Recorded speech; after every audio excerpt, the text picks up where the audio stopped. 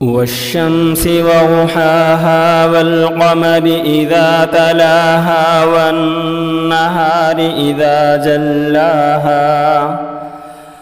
والليل إذا يغشاها والسماء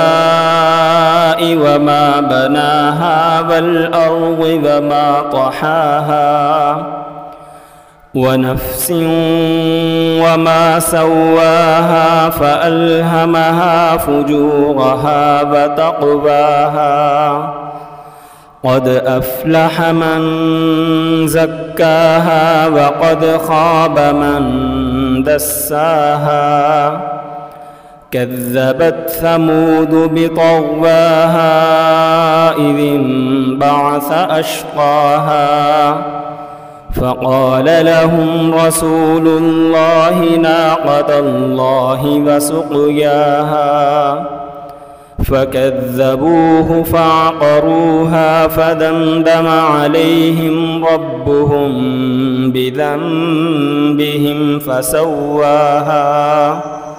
ولا يخاف عقباها.